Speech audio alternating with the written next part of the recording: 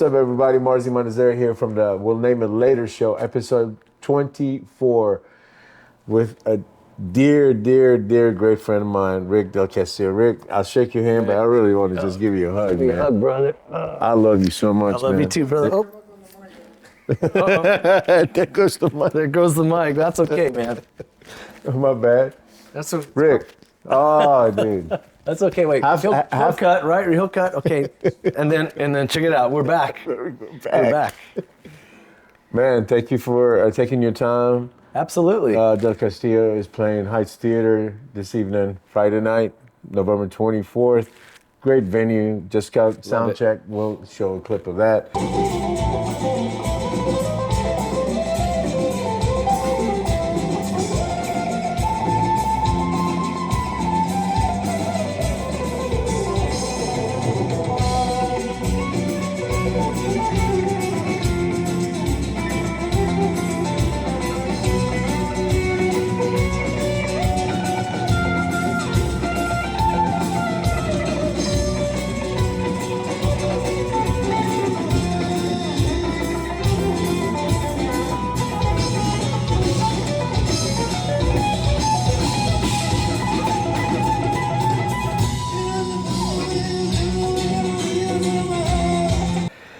Man, you guys sound amazing. You always sound so amazing. So amazing. Rick and I have known each other for a very long time, and our musical journeys have taken such interesting twists and turns, you know.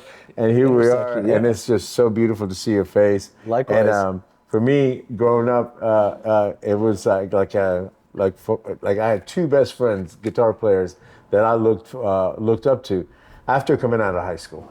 And you were one, and Daryl was another, and we would exchange cassette tapes with each other, and we all were, you know, you were always, you know, you always exploring like everything guitar, you know, getting into the realms of jazz and fusion, and like I remember sitting in those motel rooms, and you just pick up the guitar, and I'd be like, because that's what we would do back then. Yeah. We were like, check this out, check that out. And I would always be in awe with you, you know. And Daryl, he would have like country songs, comedy stuff he would give us, and it's just been such a fruitful journey for me to know you for so long.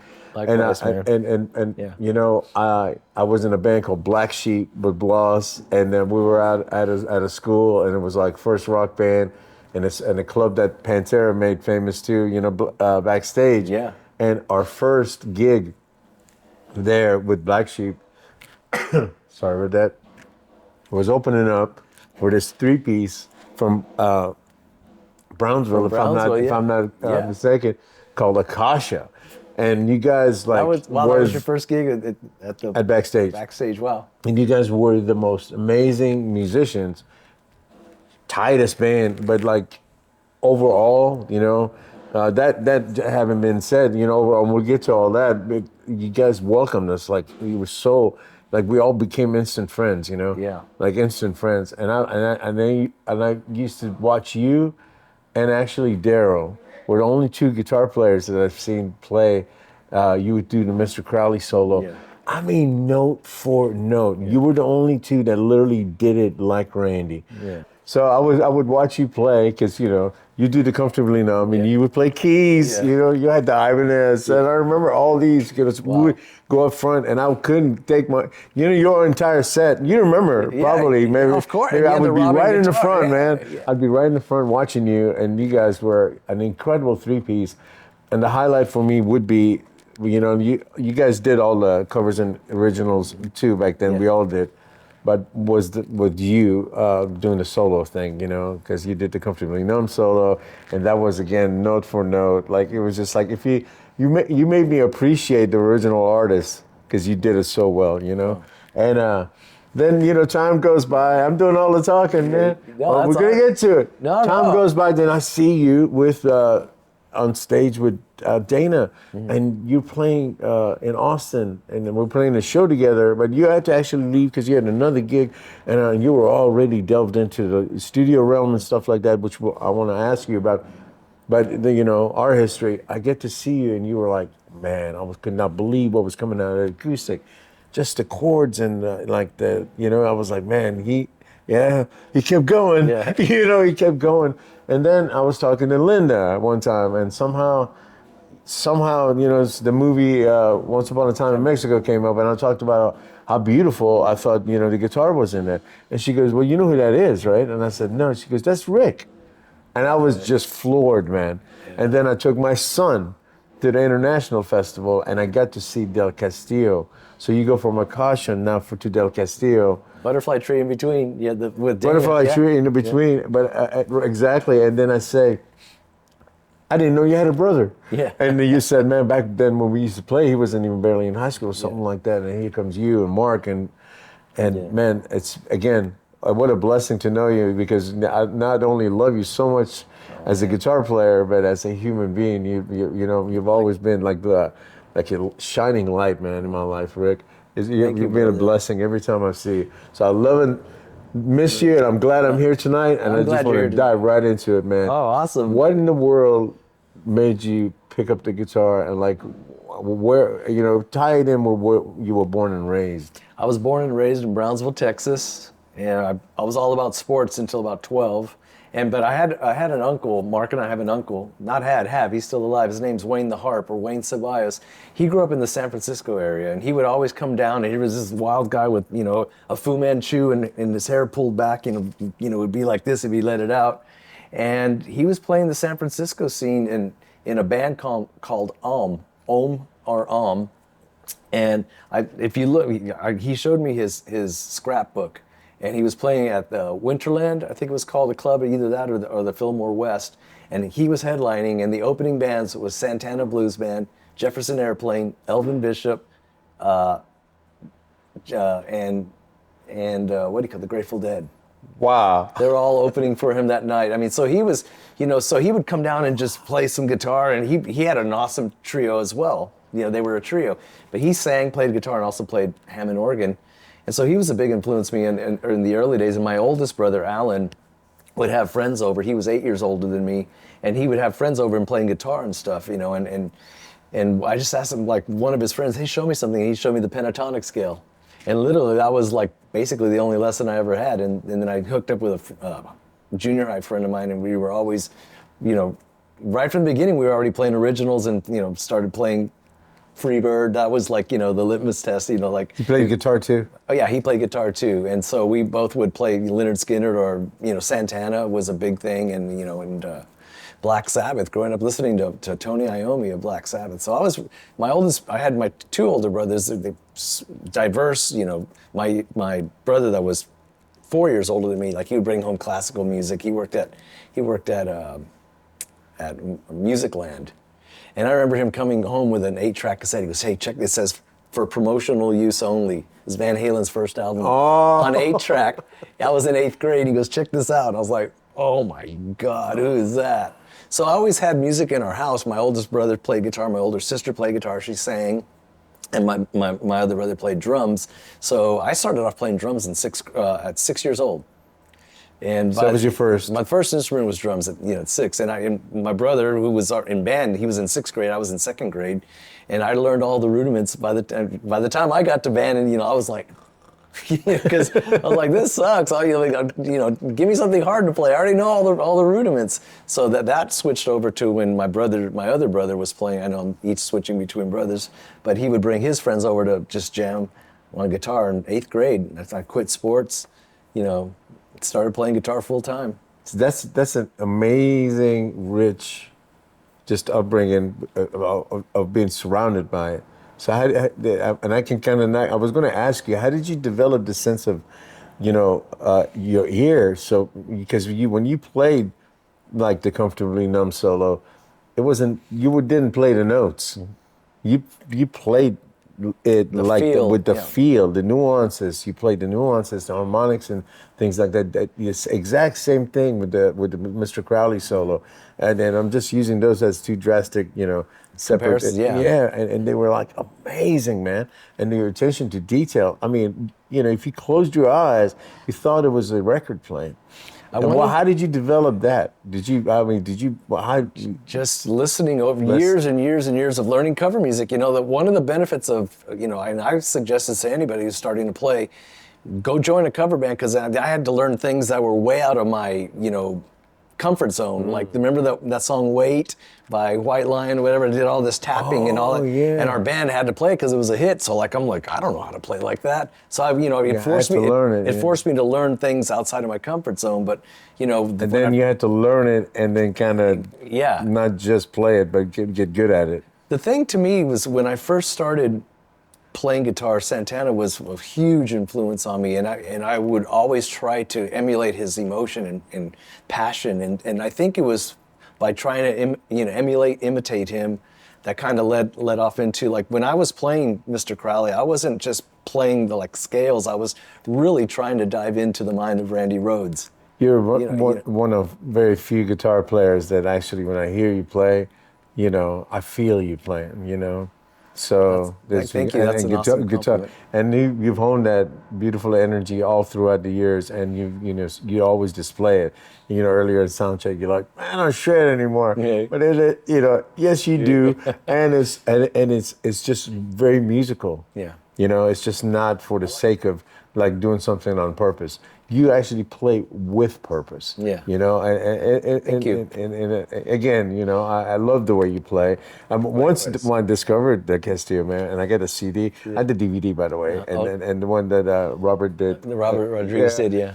And it's amazing. What is that? That one's called. That's just Del Castillo Live. Del Castillo Live. Robert Rodriguez directed DVD, it. yeah. And we had it, and then I had the CD, and I would just have that on repeat. And I remember there was a track that you guys go, and it's like you do your own thing. It's just guitar. You guys come back, and then Mark does his thing, and come. It's like, dude, what a journey this was. I was raising the kids. I was listening to this, doing stuff at the house. I was like, this is amazing. So then in the mix of all this, you've always been into sound, and you've developed. I love recording. I love recording. When did that begin? Actually, that began 8th grade. When I first started playing the guitar, I would always record myself.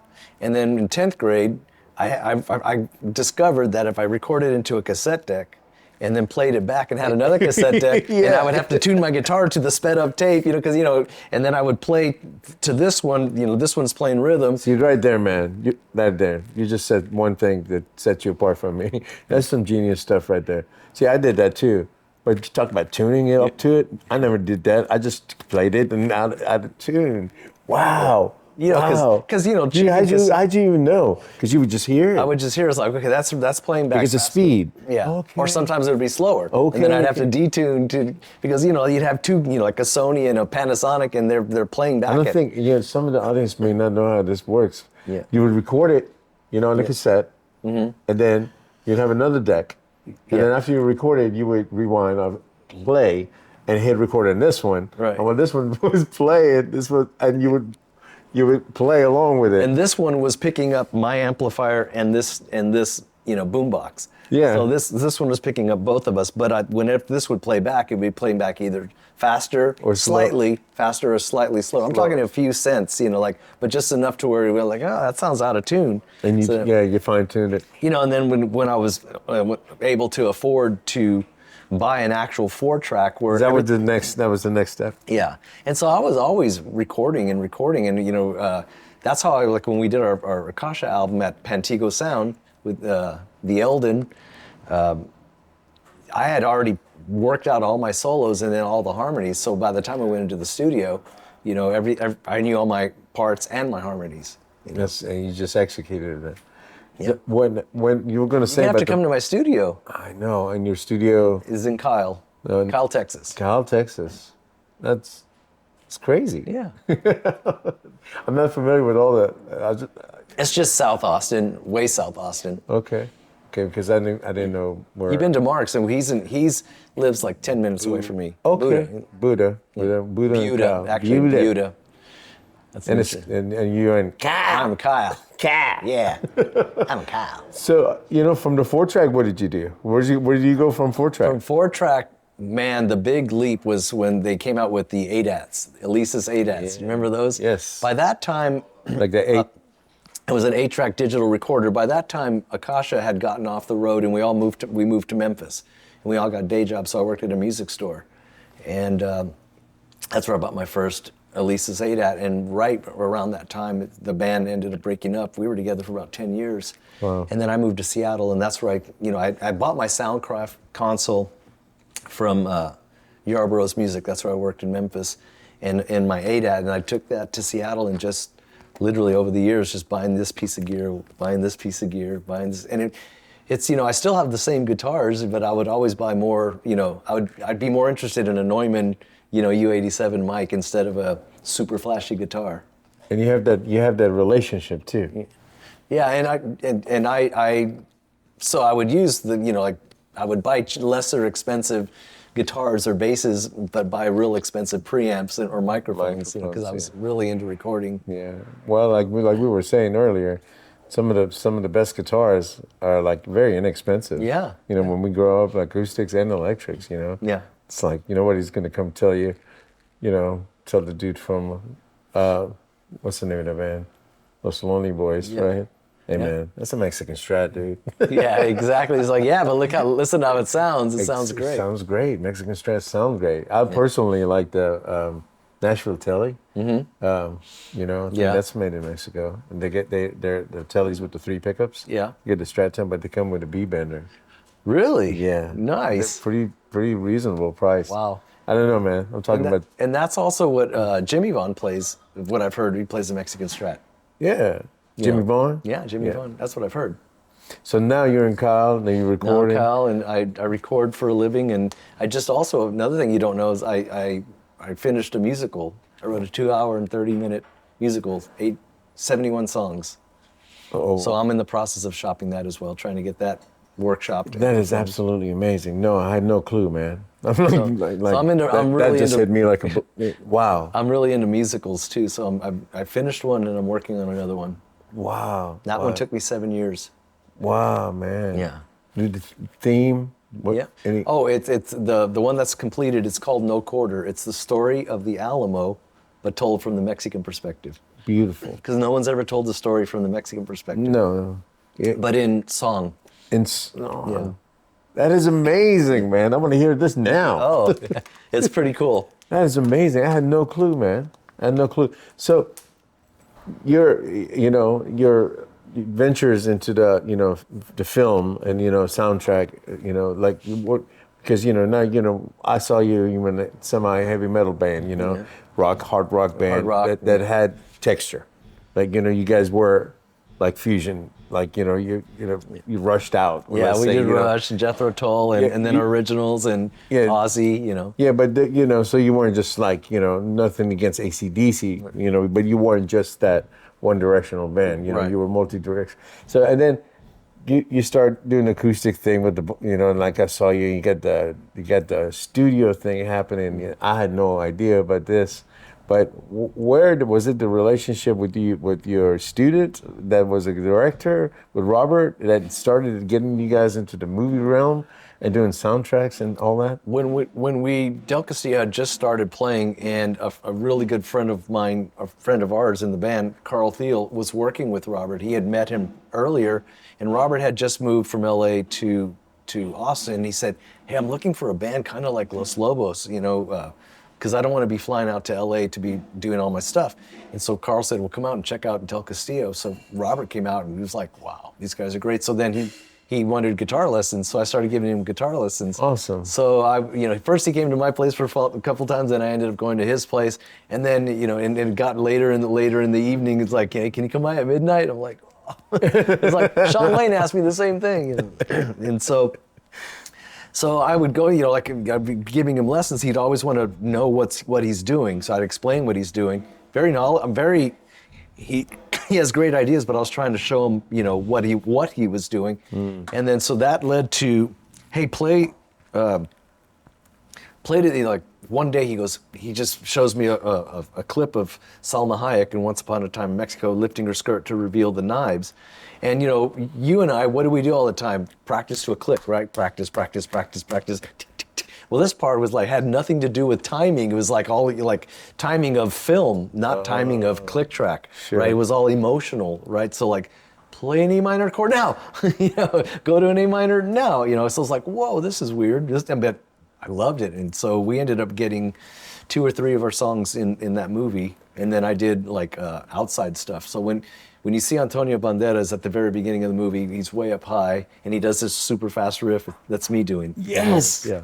It is so, it's so amazing to know that now. But, you know, again, I'm a sucker for that. And then to know and watch it on film, you know, and go, hey, that's ripping. Yeah, that's awesome. And then to come find out it's your friend that did it, you know, I was like, oh, man, that's so amazing. And and you just blew me away with the soundtrack thing. What made, you know, the musical is like a whole different world, man. Yeah. Right? That's different. I just love doing different things, you Yeah, know? what sparked the interest in that for you initially? Well, Did you like musicals growing up?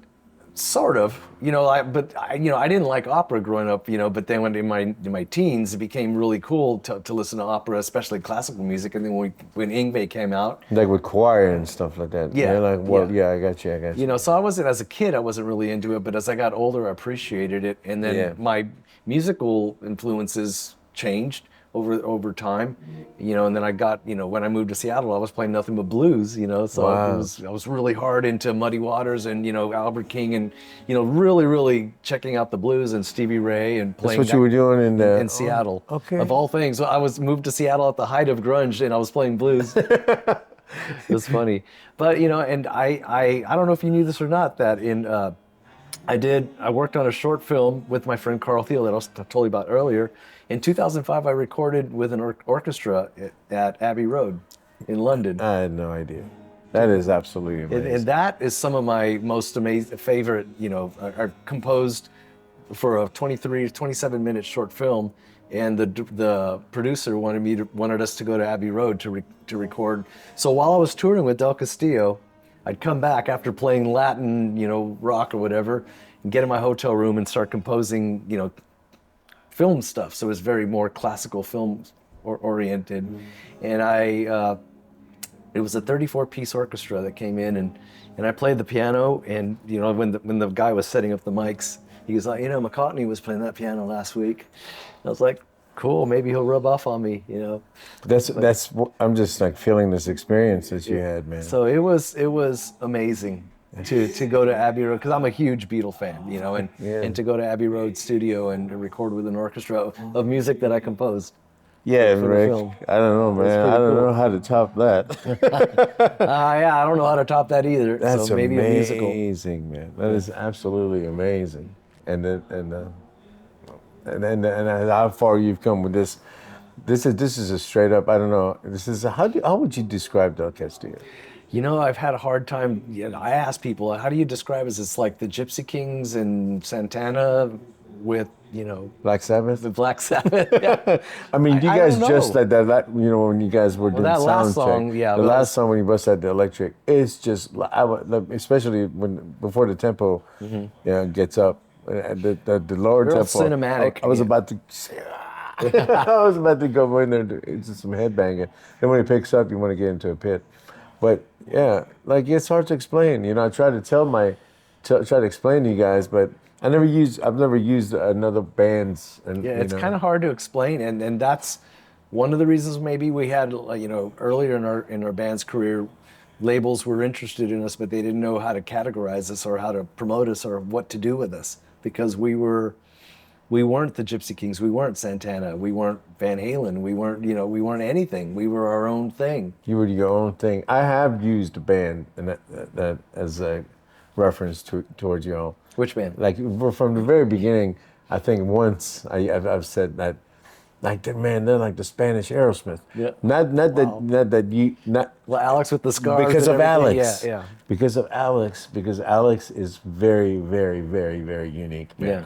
You know, I mean, everyone in this band is just absolute, just gold. You know, that rhythm section, man. Yeah. Your bassist. I mean, this band is. Our bassist is actually a fantastic guitar player, by the way. I believe it. I believe it. And then collectively, you know, if you ever felt love from like a group of guys from the stage, it's at your show. I've never, not once, and you know, in all truth, First time I saw you here, I was upstairs, man. I was upstairs. I was here, and man, I straight up, I had that moment.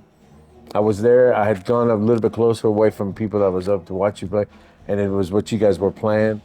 And man, I got cut into pieces. I literally broke down, and I was in tears upstairs, man, crying. But no, and not in a bad way. But you know, it's just like I was happy, and I was emotional, you know, for the experience. So. And that's what you bring in my life, man. And you bring it to not just me. You're literally worldwide. You know, you guys have done so much. What's the future plans for you? Just continued writing music. You know, hopefully those musicals will do well. I wish you all the best on that. Thank you, and just we'll That's see to me what is amazing. We'll see what the higher power has in store. Yeah, a musical about that. I can see this coming fruition. Yeah. That it needs to go with needs to go. It's going to go with a movie. Oh, that would be wonderful. Yeah. Right? Yeah. It just seems like it. Yeah. Man, I know this one director. What's that? I know this director. He lives in Austin. Yeah. Yeah. Man, Rick, thanks for taking your time, man. Oh, I man. can't wait to see you tonight. Oh, thank perform. you. I Thank love you. you so Thank you. much, Love man. you too, Deep brother. in my heart. Thank you again, man. Thank you, Rick. I love you, man. Me too, Marzi. You're a beautiful human being. No, man, you are. Beautiful human being. He's Jimmy Page. Yeah. Come on, mate. Man, so we've known each other for so long. We've gone through so many looks and changes and stuff like that. You know, I got my braids right now, and you Yeah. What's left? it wasn't Rick. He had that I used to have really long hair, and I would always call him Jimmy Page because he just you look like a young Jimmy Page. Only you were way more of a shredder. Again, man, thanks for being here, man. Awesome, brother. Thanks, everybody. Peace out.